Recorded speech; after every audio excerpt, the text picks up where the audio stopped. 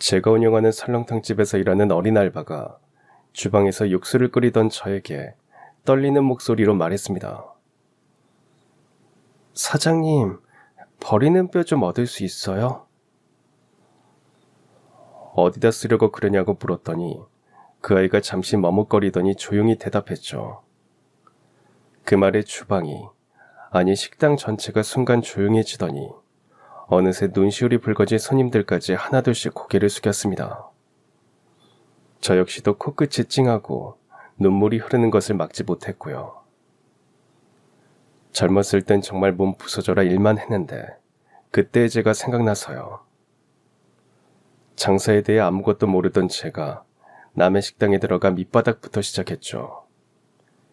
누구도 저에게 제대로 가르쳐주려고 하지 않아 상처받기도 했고요. 그렇게 지낼 때의 저는 하루하루 버티는 삶을 살았습니다. 안 그러면 버틸 수가 없는 때이기도 했거든요. 어떻게 해서든 가난해진 집을 일으키고 전처럼 살고 싶었으니까요. 제가 아주 어릴 때 저는 제법 사는 집에서 자란 아이였습니다. 동네에서 가장 큰 기와집이 저희 집이었죠. 할아버지의 할머니, 어머니, 아버지의 사랑을 듬뿍 받으며 자랐고요.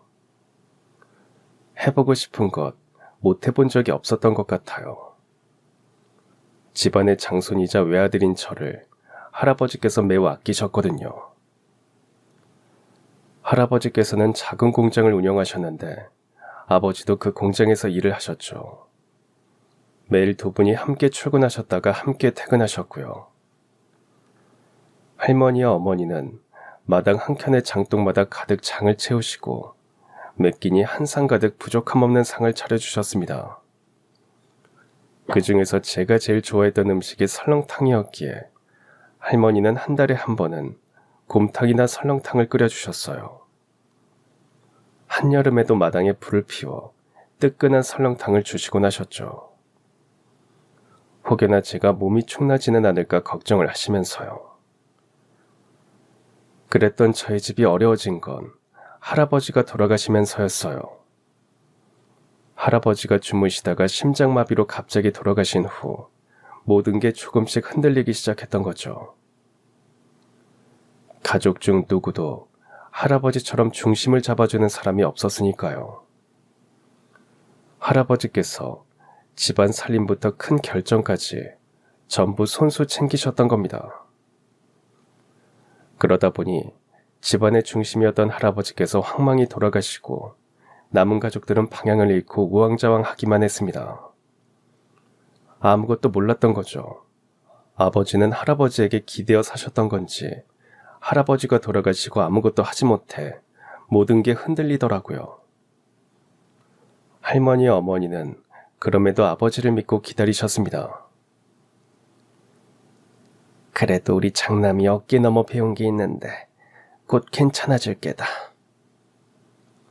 그렇게 이야기하시면서 아버지의 기가 죽지 않도록 하셨죠.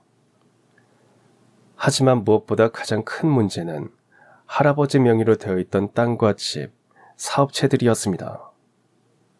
할아버지가 너무 갑자기 돌아가시는 바람에 상속이 제대로 정리되지 않으면서 지분을 두고 친척들 간의 갈등이 생기기 시작했거든요. 처음에는 서로의 몫에 대해 말로만 하던 싸움이 어느 순간에는 법정까지 가게 됐고 할아버지의 재산을 조금이라도 가지기 위해 치열한 다툼이 일어났고요. 그 과정에서 저희 부모님은 감정적으로 너무 지쳐버렸습니다. 특히 아버지는 평소 가족끼리 얼굴 붉히는 걸 몹시 싫어하셨는데 함께 회사를 운영하던 사촌 형제들까지 자신의 몫을 주장하니 어쩔 줄 몰라 하셨죠. 할아버지께서 하시던 공장이 여러 곳이다 보니 남보다는 믿을 수 있는 가족들을 채용해 경영을 하셨던 할아버지의 호의가 수포로 돌아갔으니까요. 너희 할아버지 아니었으면 다들 먹고 살지도 못했을 양반들이 이제 와서 동업이었다며 재산을 나누라고 저리 성화라니. 아휴. 그럼에도 아버지는 문제를 좋게 해결하려고 하셨습니다. 그동안의 노고를 인정해서 각자의 지분을 인정해주는 의미로 월급도 올려주고 아버지 사촌들도 승진을 시켜주겠다고 하면서요. 하지만 작은 아버지들은 순순히 물러서지 않았고 매일 집까지 찾아와 지분을 인정해주고 공장들을 자신의 몫으로 돌리라고 하더라고요. 법적으로도 아버지가 그렇게 해줄 이유도 없었는데도 그 사람들은 어린아이가 떼를 쓰듯이 아버지를 괴롭혔습니다. 할머니는 그런 사람들에게 절대로 못해준다며 악을 쓰시며 쫓아내셨죠. 아무리 돈이 귀하다지만 이럴 수는 없는 겁니다. 돌아가신 양반이 다 키워놓은 사업에 자리 하나씩 주고 먹고 살게 해줬잖아요. 그런데 이렇게 욕심을 내면서 다 내놓으라고 하다니 안 부끄러우세요?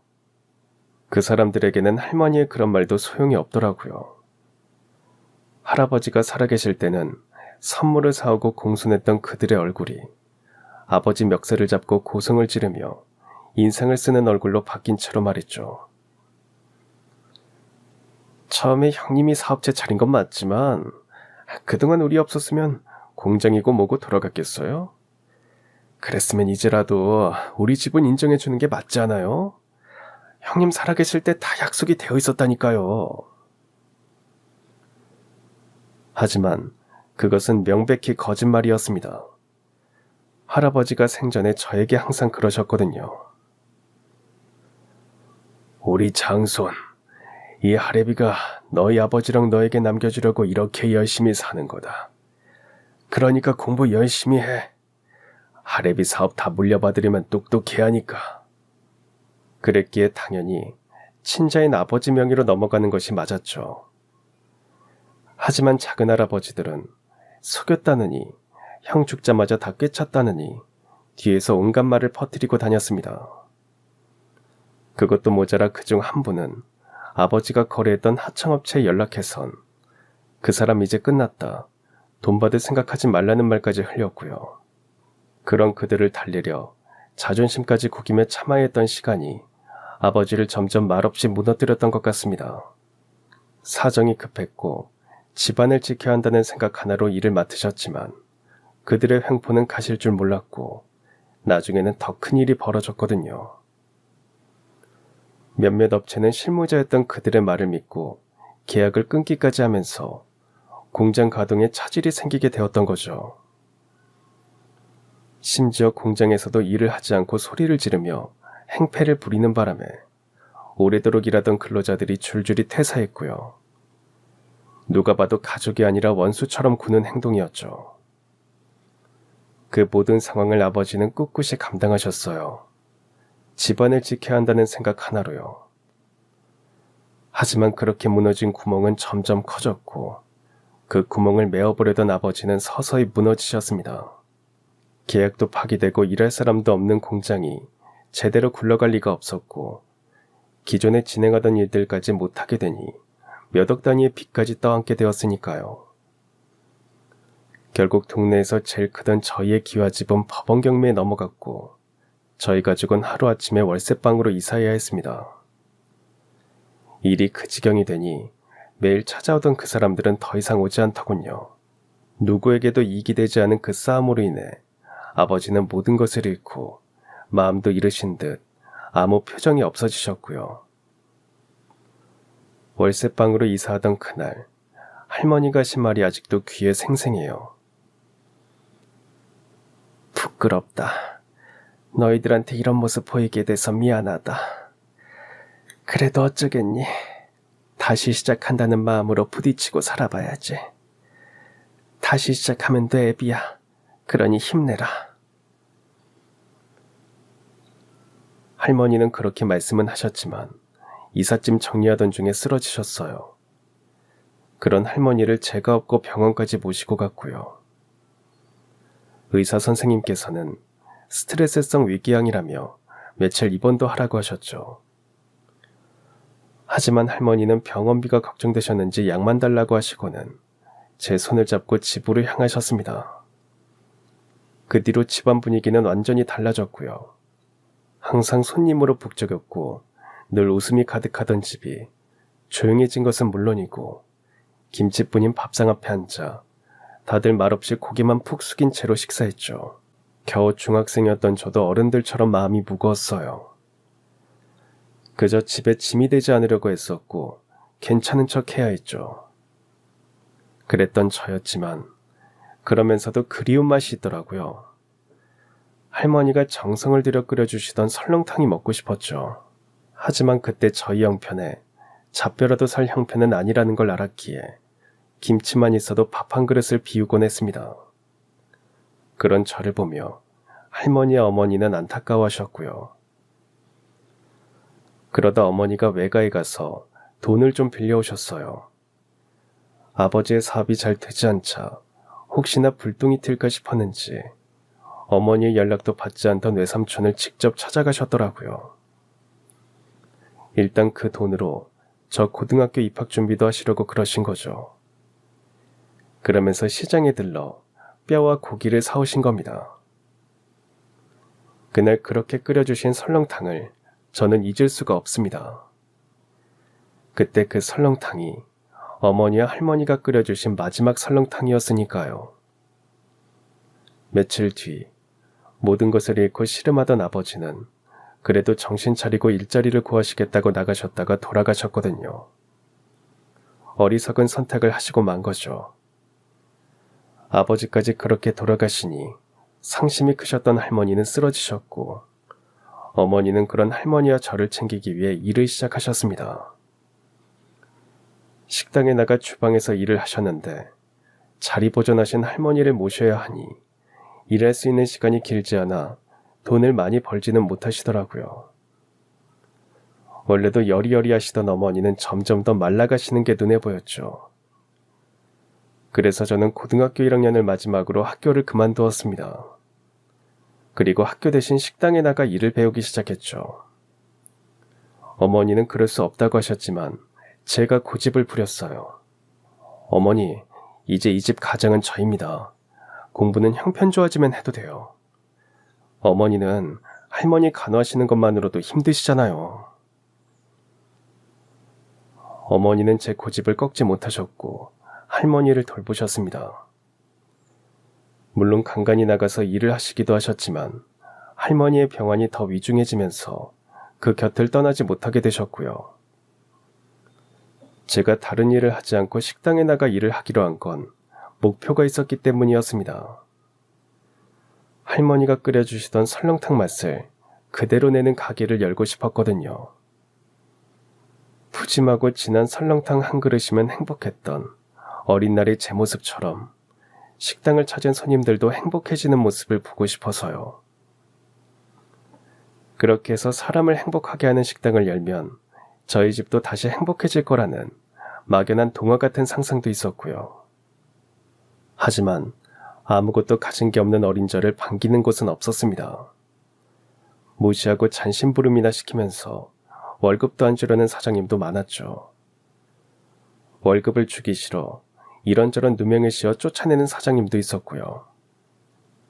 그런데도 일을 그만둘 수도 없어 눈물을 삼키며 일을 해야 했어요. 할머니와 어머니를 제가 지켜야 한다고 생각했으니까요.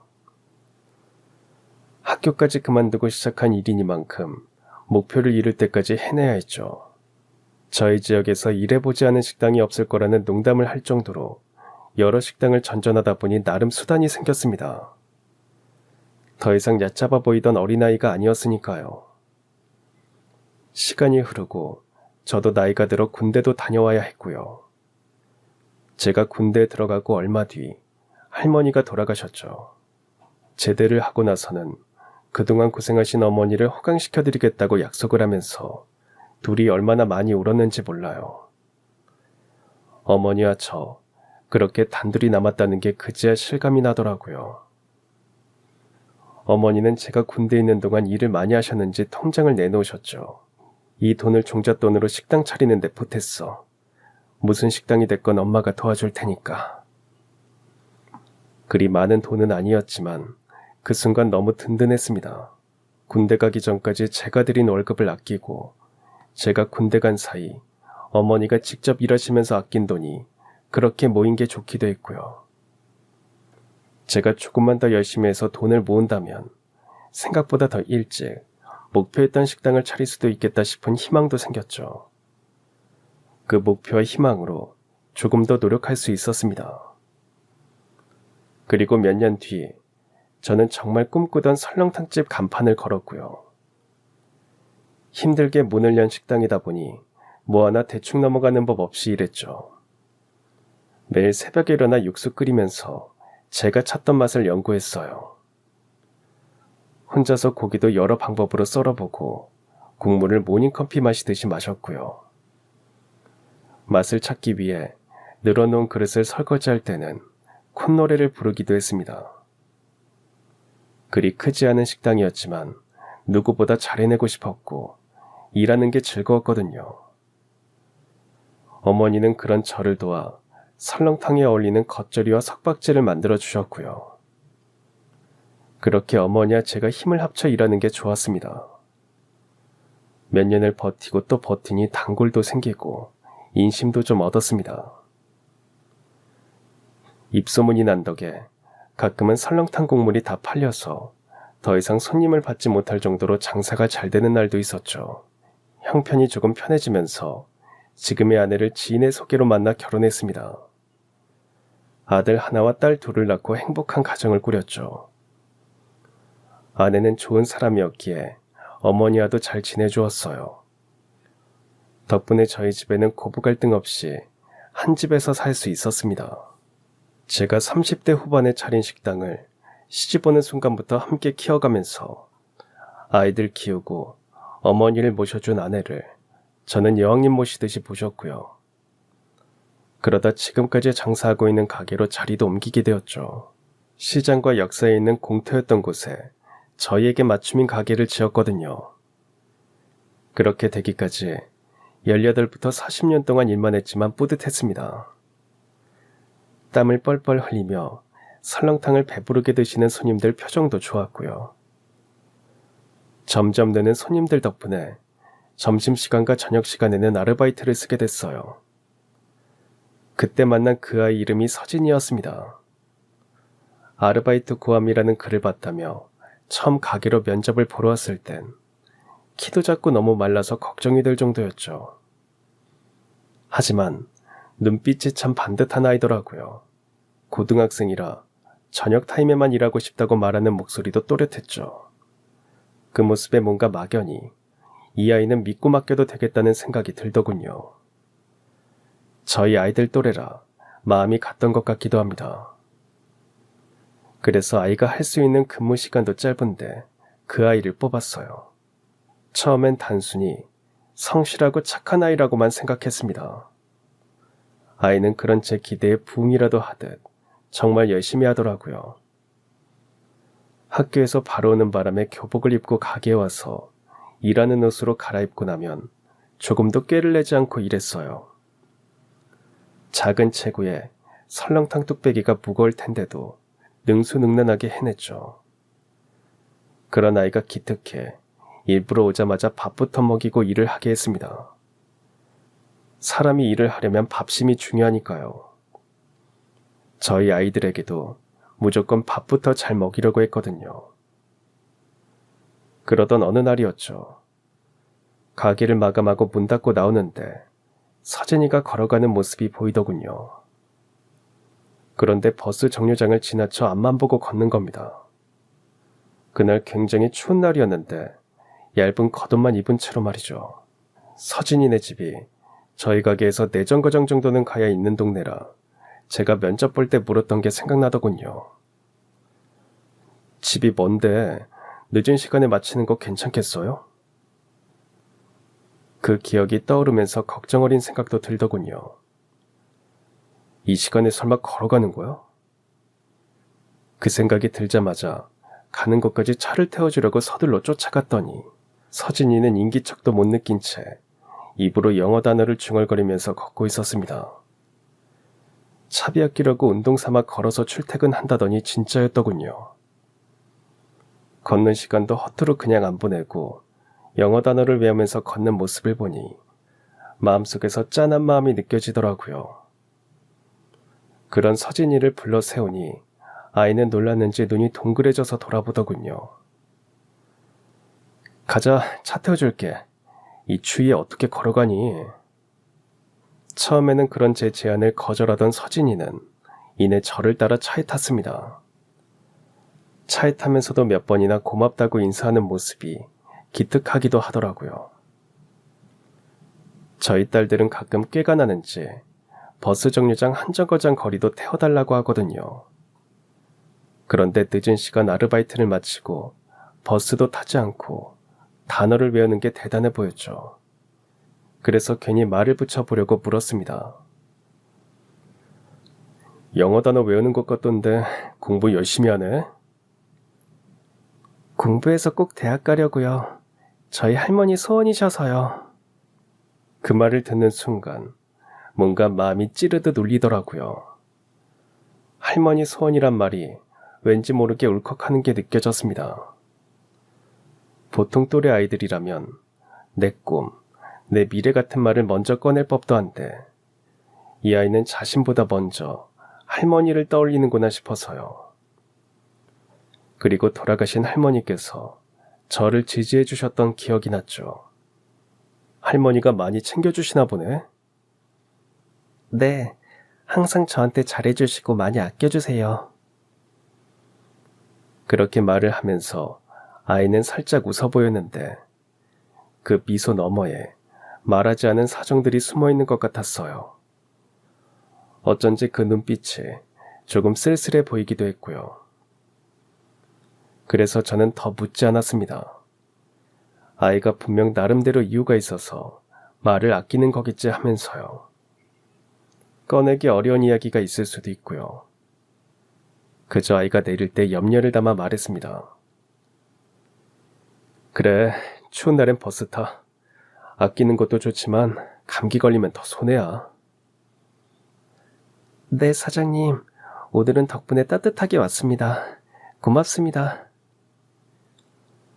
그렇게 인사를 한 아이가 서둘러 집으로 들어가는 모습을 보고 저도 집으로 돌아왔죠. 그날 이후로 저는 그 아이를 한 번 더 돌아보게 됐습니다. 혹시나 비가 오거나 눈이 올 때 날이 너무 추운 날에는 차를 태워줬고요. 다른 사람에게 민폐 끼치지 않으려 조심조심 행동하는 아이라 매일은 안 타서요. 그래서 조금 더 챙겨주고 싶더라고요. 서진이에게 직접 묻지는 않았지만 아마 말 못할 사정들이 그 조그만 어깨 위에 얹혀있을 거라는 생각이 들었거든요. 그렇지 않았으면 공부만 하기에도 모자란 시간에 아르바이트까지 하며 힘들게 일하지는 않을 거라고 생각했으니까요. 그러다 보니 직원들 밥을 챙길 때도 일정을 짤 때도 마치 제 아이처럼 조금이라도 더 편하게 해주고 싶은 마음이 커졌죠. 그런 제 마음이 닿았는지 서진이는 바쁜 와중에도 늘 묵묵히 자기 할 일을 다 했어요. 서진이와 나는 대화가 많지 않았지만 믿음도 두터워졌고요. 다른 직원들도 성실하고 야무진 서진이를 다 예뻐했습니다. 아내도 그러더라고요. 우리 애들도 저러지 못하는데 서진이가 참 대견해. 그러더니 딸아이가 사달라고 해서 같이 샀다며 목도리도 건네고 장갑도 건네더군요. 아이는 안 받겠다고 했지만 이내 웃으며 봤더니 그러더래요. 이거 제가 안 쓰고 동생들 나누어 줘도 될까요? 그래서 서진이에게 동생들도 있구나 알게 됐다며 아내가 몇 개 더 사서 주더라고요. 저도 아내에게 듣고 동생들이 있구나 했죠. 동생들까지 잘 챙기다니 역시나 기특한 아이구나 하면서요. 그러던 어느 날 가게 마감 시간이 다가오는 시간이라 정리하고 있는데 서진이가 조심스레 다가왔습니다. 그런데 뭔가 고민한 듯한 얼굴로 조심스럽게 다가와 말을 꺼내는 게 무슨 큰일이 난 거라고 생각해 하던 일을 멈추고 서진이를 바라봤죠. 그러자 아이는 조금 머뭇거리는 것 같더니 그러더군요. 사장님, 혹시 버리는 뼈 좀 얻을 수 있을까요? 순간 당황했죠. 설렁탕집에서 나오는 뼈는 이미 맛이 다 빠져 굳이 가져갈 이유가 없거든요. 줄 수야 있지. 그런데 그 뼈는 어디다 쓰게? 저희 할머니께서 작은 손수레를 끌고 고물을 주우시는데요. 며칠 전 눈이 올 때 고물 주우시다가 넘어지셔서 손목이 부러지셨어요. 그런데 뼈 붓는데 뼈 우린 곡물이 좋다고 들어서요. 뼈를 잘 고아서 드리면 좀 나으실까 싶은데 사드리기엔 빠듯해서요. 그 말을 듣는 순간 제 손에 들린 국자에서 국물이 툭 떨어졌습니다. 저와 가까운 거리에 계시던 손님 한 분은 조심스레 숟가락을 내려놓으셨고, 주방에서 설거지를 하던 이모님은 고무장갑을 벗은 채 멍하니 서진이를 바라보셨죠.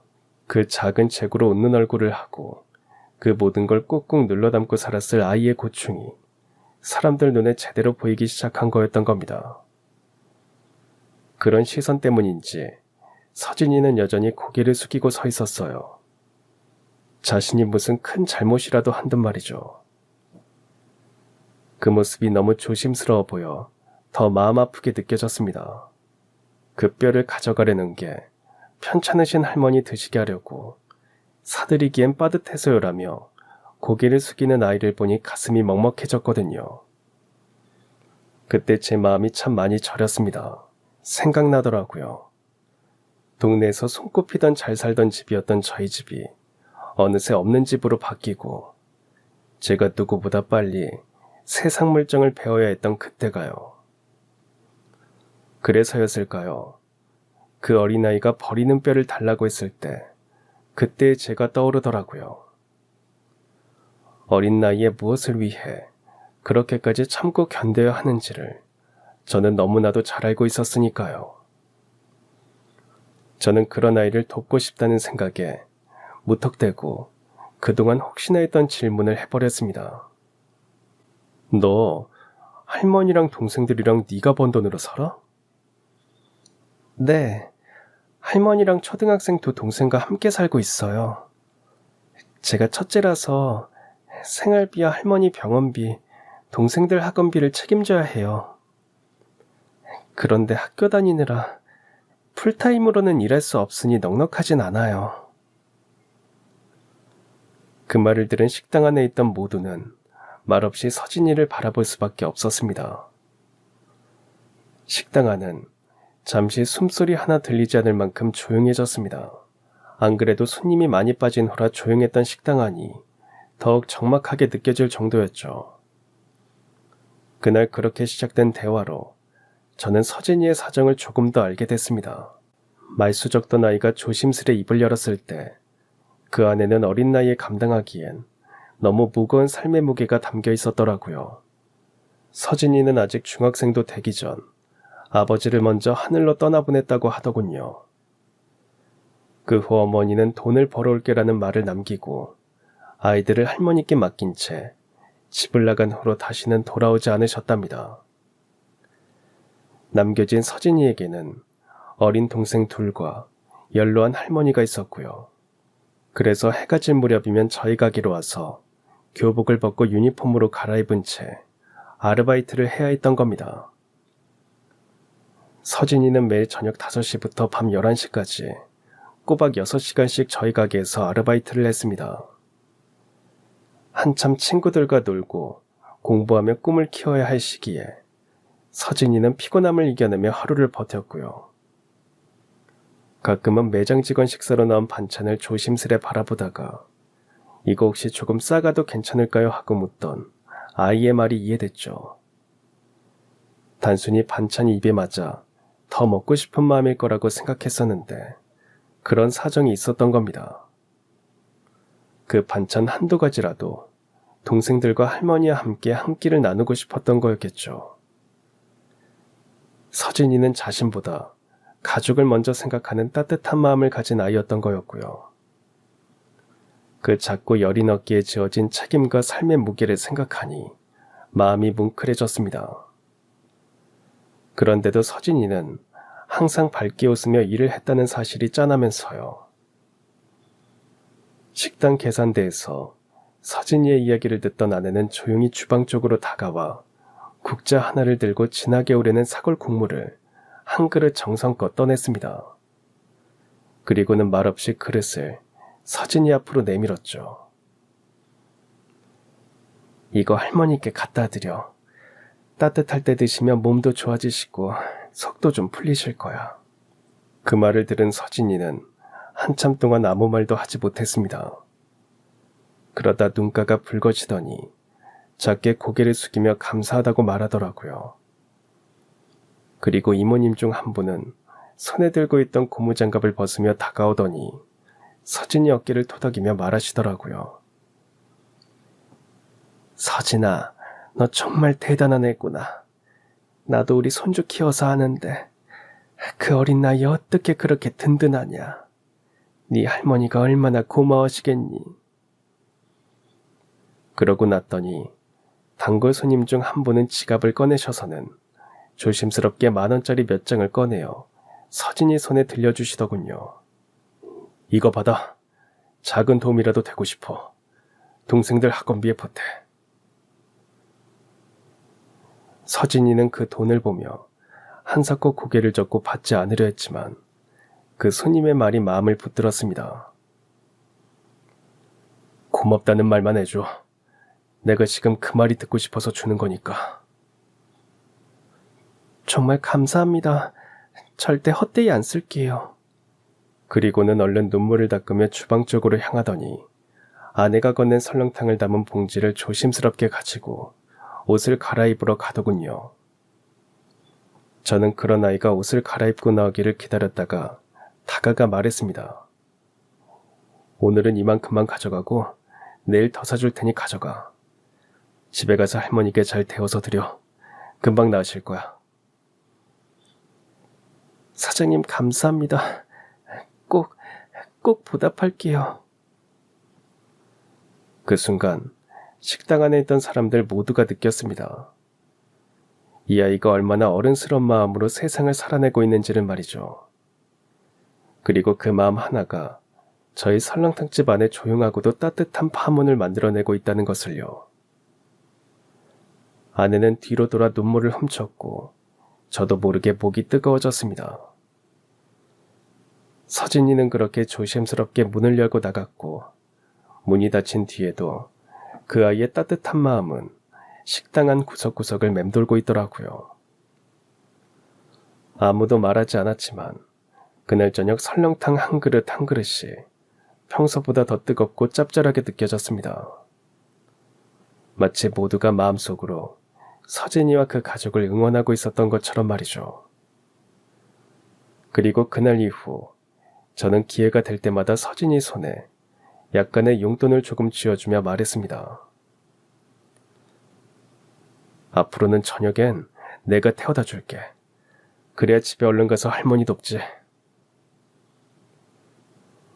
서진이는 어느새 저에게 단순한 알바생이 아니었습니다. 저와 비슷한 환경에 놓인 아이라고 생각하니 남 같지 않더라고요. 시험 기간엔 쉬게 했고 근무 시간을 조정해주기도 하며 살피게 되었죠. 가끔은 아내와 함께 서진이를 따로 불러 밖에 나가 밥도 같이 먹으며 대학 진학 이야기도 나눴습니다. 혹시나 제가 학업을 그만뒀던 것처럼 서진이도 그럴까 봐요. 그리고 매일 퇴근할 때면 특별히 더 좋은 뼈를 진하게 고아낸 사골 국물을 작은 보온병에 담아 고기도 듬뿍 넣어 챙겨줬고요. 괜찮다고 사양하는 아이에게 이렇게 말했죠. 안 그래도 너가 싫다고 할까봐 이거 버리는 뼈로 구운 거야. 동생들 먹이고 할머니 드릴 국물이 생겼다고 생각해. 그러니까 마음 편히 받아가. 그 말을 들은 서진이는 말없이 고개를 끄덕이더니 주방 한 구석에서 조용히 울기 시작했습니다. 그 모습에 저도 참았던 눈물을 흘리고 말았고요. 그 후로도 서진이는 늘 묵묵하면서도 성실하게 일했습니다.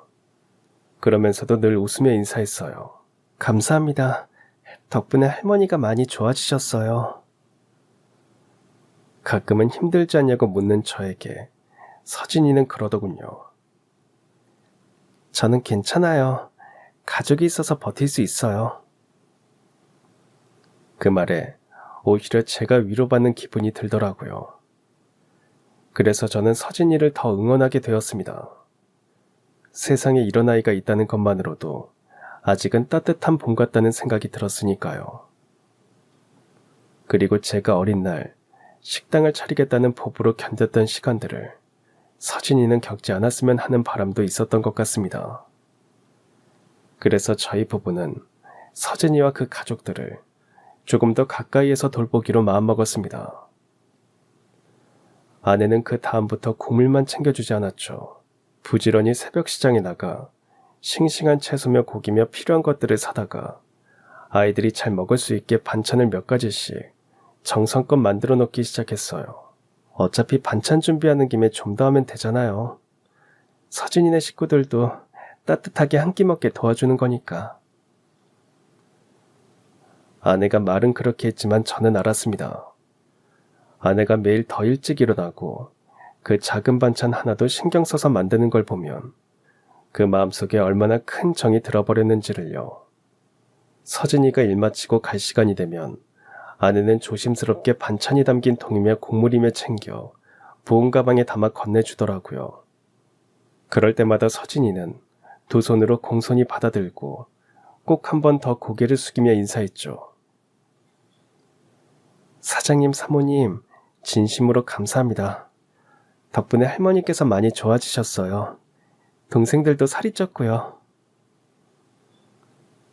서진이가 그런 말을 할 때마다 아내는 눈가를 훔쳤고 저는 괜히 괴짜간을 뒤적이는 척하며 목을 때를 넘겼습니다. 어느 날은 제가 차로 데려다 주겠다고 나섰다가 서진이 집 앞까지 따라가게 됐죠. 낡은 골목길 끝 오래된 빌라의 반지하 집 앞까지 들어주기 위해서요. 문 앞에 작은 손수레 하나와 낡은 운동화 3켤레가 나란히 놓여있더군요. 서진이는 민망한 듯 고개를 숙이며 말했어요. 죄송해요. 집이 좀 그래요. 하지만 저는 아무 말도 하지 않았습니다. 대신 조용히 문 앞에서 기다리며 아이 뒤를 따라갔죠. 반지하 방의 현관문을 열자 마중을 나온 할머니는 너무 작고 마른 체구에 허리를 제대로 펴지 못한 모습이었습니다. 팔에 깁스를 하셨던 게 여전히 불편하신지 보호대를 감고 계셨고요. 서진이가 할머니를 부축해 저를 소개하자 할머니는 두 손을 모으고 고개를 몇 번이나 숙이시며 인사하시더군요. 아이고, 사장 양반 고맙습니다. 고맙고 말고요. 내가 몸이 이래서 애가 고생만 해요. 뭐라 드릴 말씀이 없네요. 그 순간 저는 마음이 찡해졌습니다. 이 작은 집안에 세 아이와 한 노인이 하루하루를 견디며 살아가고 있다는 게 차마 남일 같지 않게 느껴졌거든요. 그날 이후로 저희 부부는 자주 서진이네 집에 들렀습니다. 아이들 교복이 해졌을 때는 새 옷을 장만해주고 겨울이 되자 전기장판과 이불을 들고 찾아가기도 했습니다. 할머니가 병원에 가셔야 할 때는 저나 아내가 차를 몰아 함께 동행했고요. 그때마다 아내는 할머니와 마주 앉아 이야기를 자주 나눴는데 할머니는 마치 오래된 친구와 수다 떨듯 속마음을 털어놓으셨답니다. 서진이 말이에요. 착하고 속 깊은 애예요. 어미 없는 서름, 그게 애를 저렇게 만들었어요. 그 말을 들으며 아내는 할머니의 손을 꼭 잡아들였다고 합니다. 그 손마저도 마디마디 굵고 거칠어 얼마나 고생하며 살아오셨는지 느껴졌다고요. 아이들 방학이 되면 저희는 서진이네 새남매를 데리고 가까운 놀이공원에 데려가기도 했습니다. 처음엔 아이들이 어색하고 눈치를 보더니 금세 환한 얼굴로 놀이기구를 타며 웃음을 터뜨렸죠. 그 웃음소리를 들으며 저는 생각했습니다. 이 아이들이 이렇게 환하게 웃을 수 있는데 우리가 왜 가만히 있어야 하나. 그 후로는 저희가 아예 결심을 했습니다. 서진이의 학비와 두 동생들의 학원비, 일부 생활비까지 작게나마 매달 보태주기로요. 처음엔 서진이가 극구 사양했지만 저는 이렇게 말해주었습니다. 예전에 나도 누군가의 도움 덕분에 여기까지 올 수 있었어. 그때 나는 참 고마웠고 언젠가 그 마음을 갚아야지 했거든. 그러니까 지금 내가 그걸 너한테 하는 거야. 너도 언젠가 누군가를 도와주면 그걸로 충분해. 그 말을 듣고 서진이는 그 자리에서 울었습니다. 소리 죽여 울던 그 아이를 아내가 꼭 안아주었고요. 그날 밤 아내와 둘이서 서진이에 대해 늦게까지 이야기했죠. 당신이 예전에 그랬잖아요. 가게 하면서 단 한 명이라도 삶이 바뀌게 돕는 게 꿈이라고. 그게 지금 이루어진 거 아닐까? 맞아요. 서진이는 어느 순간부터 단순한 아르바이트생이 아니었습니다. 우리 부부가 다시 세상에 희망을 느끼게 해준 아이였고 가게 안에 따뜻한 봄을 불러온 기적 같은 존재가 되어 있었죠. 그 후로 서진이는 저희의 바람대로 더 열심히 공부했습니다. 방학 때는 도서관에서 늦게까지 책을 붙잡고 열심히 공부하더라고요. 그 모습을 보며 저는 확신했습니다. 저 아이는 반드시 잘 될 거야. 그리고 그때가 올 때까지 우리는 가장 든든한 응원자가 되어줄 거야. 그리고 2년쯤 흘렀을 무렵 어느 이른 봄날 아직 쌀쌀한 바람을 맞으며 밝은 얼굴로 찾아온 서진이가 작은 봉투를 내밀더니 말하더군요. 사장님, 저 서울에 있는 대학교에 붙었어요. 장학금도 받았고요. 그래서 이제 학교 다니려면 알바는 못하게 될 것 같아요. 그동안 너무 감사했어요. 그 말을 하는 서진이를 아내는 안아주었고 저는 많이 울었습니다. 그쯤 되자 아이가 정말 제 자식처럼 느껴졌거든요. 저희 아이들 돌보듯이 돌봤으니까요. 아니, 마치 제가 대학에 합격한 기분이 들기도 하더라고요. 18에 아프신 할머니와 함께 살며 장사에 뛰어들면서 포기했던 학업에 대한 아쉬움도 다시 한번 느끼면서요. 저희 아이들과 또래라 그런 건지 더 그렇게 느껴지더라고요. 그리고 몇 년이 지나서도 서진이는 좋은 회사에 취직했다는 소식을 전했고 동생들도 어느덧 고등학생, 대학생이 되었다는 소식을 종종 전해오더군요. 전화할 때도 있고 방학했다고 찾아오기도 하면서요. 명절쯤이면 설렁탕 집에 들러 인사를 하며 할머니 안부도 전하고요. 저희 어머니가 돌아가셨을 때는 미국에 출장을 가 있어 오지 못한다고 동생들을 보내 조문을 하기도 했습니다. 그렇게 이후에도 오래도록 서진이와 저희의 연락은 이어졌죠. 어느덧 나이 찬 서진이가 좋은 사람을 만나 결혼만 하면 좋겠다고 생각했고요. 저희 아이들이 하나씩 짝을 데려와 인사시켜주니 거기까지 생각이 미치더군요. 서울에 올라와 회사를 다니는 아들만 빼고 딸들은 예쁠 때 시집 간다며 막내까지 서둘러 시집을 가더라고요. 그러다 보니 서진이가 더 늦은 것 같아 괜히 조바심이 나게 됐죠. 하지만 서진이는 동생들이 제대로 자리 잡을 때까지 결혼 생각이 없다며 걱정스럽게 말을 건네는 저희 부부의 말에 그저 웃기만 했습니다. 할머니가 돌아가셨어도 동생들만 챙기는 것 같아 마음이 안 좋더라고요. 우리 아들이나 너나 얼마나 대단한 짝을 찾으려고 그러냐? 어지간히 좋은 사람 있으면 얼른 결혼해서 가정을 이뤄야지. 나도 결혼을 늦게 했지만 아휴, 너네도 어지간하다. 제 핀잔 어린 말에 서진이는 웃으며 답했습니다. 그러니까 사장님도 좋으신 분 만나신 거 아니에요? 저도 늦게 가는 만큼 더 좋은 사람 만나겠죠. 그러다 얼마 뒤 저는 한 가지 더 놀라운 소식을 듣게 되었습니다. 제 아들 준호 녀석이 드디어 결혼을 하겠다면서 전화를 했더라고요. 아빠가 진짜 좋아할 만한 사람이에요. 누가 됐든 내가 안 좋겠니? 얼마나 기다린 며느리인데. 그렇게 전화를 끊고 주말이 되어 아들은 여자친구를 데려왔고요. 그런데 아들이 함께 집에 데려온 여자가 바로 서진이더군요. 저희 아이들과는 직접 대면한 적이 없었던 터라 함께 집으로 들어서는 두 아이를 바라보다가 턱이 빠질 만큼 놀라버렸죠. 두 아이가 한 학교도 아니었고 회사도 다른 데다가 지내는 곳도 서울의 끝에서 끝이라 두 아이가 연결될 거라고는 생각도 못했거든요. 그런데 무슨 인연인지 거래처 미팅을 갔다가 우연히 만나게 되었다는 겁니다.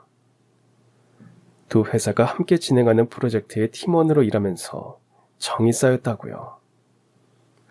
그러다 서로 고향이 같다는 걸 알게 되었고 서진이가 저희 이야기를 했답니다. 저한테는 부모님은 아니시지만 정말 감사한 분들이 계세요. 그렇게 이야기를 하다가 아들이 저희 부모님도 설렁탕집을 하신다고 했고 말을 맞춰보다 보니 서로의 존재를 알게 된 것이죠.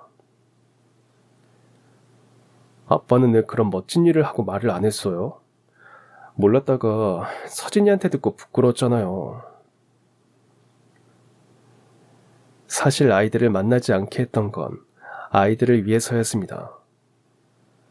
저희 아이들이 혹시나 의스대거나 서진이 형제들에게 무심코 하는 행동들에 상처를 줄까봐 걱정이 됐거든요. 아무래도 제가 어릴 때 너무 없이 살면서 겪은 일들 때문이었겠죠. 안 그래도 꿋꿋이 견디는 아이들에게 제가 조금 들여다본다고 상처를 주지는 않을까 신경을 쓰느라 그랬는데 인연은 인연이더라고요. 아내는 서진이의 손을 잡고 너무 기뻐했습니다. 서진이가 야무진 건 저희 부부가 너무 잘 알고 있었으니까요. 정말 그만한 며느리감은 없다는 것을 다 알고요. 서진이는 아내의 손을 잡고 눈물을 글썽이며 웃더군요. 그 풍경이 이제야 완성된 퍼즐이 맞춰진 것처럼 좋아 보였습니다. 결혼 준비는 아내가 적극적으로 나서며 순조롭게 진행됐어요. 아내는 서진이 시집 보내고 아들 장가 보내는 걸 동시에 해야 하니 정신이 하나도 없다며 말로는 투덜거리면서도 입에 웃음이 걸린 채로 준비하더군요. 딸들이 자신들 결혼할 때보다 더 신난 것 같다고 할 정도였어요. 드디어 다가온 아이들의 결혼식 날, 식장 입구에 서 있던 서진이를 본 순간 제 눈앞이 잠시 흐려졌습니다. 긴 드레스 자락을 살짝 잡고 조심스레 다가오는 그 아이는 예전처럼 수수한 알바생이 아니었거든요. 이제는 정말 누가 봐도 눈부시게 성장해 아름다운 신부의 모습이었죠.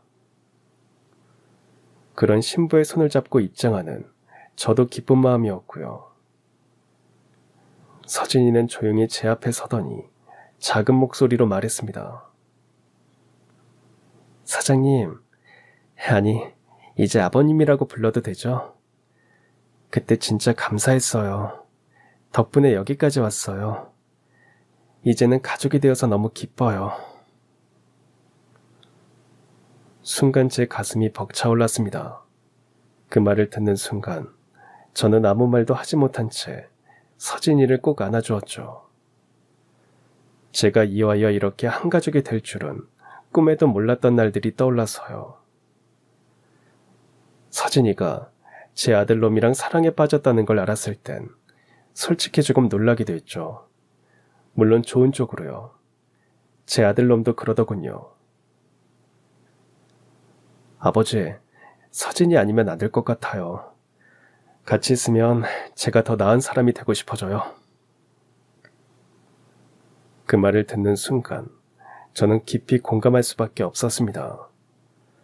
서진이는 그런 사람이었으니까요. 이제 서진이는 제 며느리가 되었습니다. 단지 며느리가 아닌 저에게는 누구보다 따뜻한 가족이고요. 처음엔 국밥집 아르바이트생으로 만나게 됐지만 이젠 제 삶에 깊이 들어와 제 아들보다 더 자랑스러운 사람이 되었어요. 결혼식장 입구에서 제 손을 잡고 저를 향해 웃던 서진이의 모습을 평생 잊지 못할 겁니다. 조용히 다가와 손을 잡고 아버님이라고 부르던 그 순간도요. 그 한마디가 저에게는 세상에서 가장 큰 선물이었으니까요. 이 사연을 여러분께 전하면서 생각합니다. 가끔 작은 진심 하나가 누군가 인생 전체를 바꿀 수도 있다는 것을요. 그 시절 차디찬 설렁탕 주방에서 시작된 인연이 지금은 제 인생에서 가장 따뜻한 가족으로 남아있고요. 이 이야기를 듣고 계신 분들께도 서진이 같은 아이가 혹은 그 시절의 제가 한 번쯤은 곁에 있었길 바랍니다. 그리고 따뜻하게 품어주셨기를 바라고요.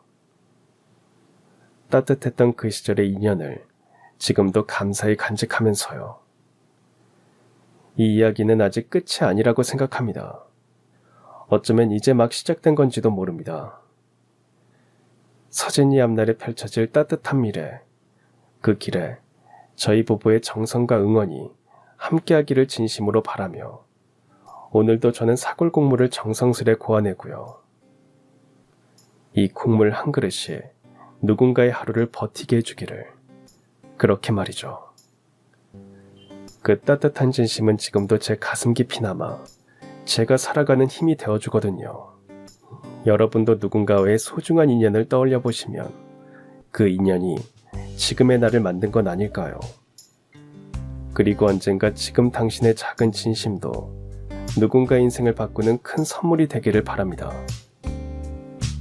오늘도 따뜻한 국밥 한 그릇처럼 사람을 위로하는 하루가 되시기를 바라며 지금까지 사연을 들어주셔서 감사합니다. 그럼 지금까지 사연 들어주셔서 감사합니다. 사연이 재밌으셨다면 구독과 좋아요 부탁드려요. 감사합니다. 안녕히 계세요.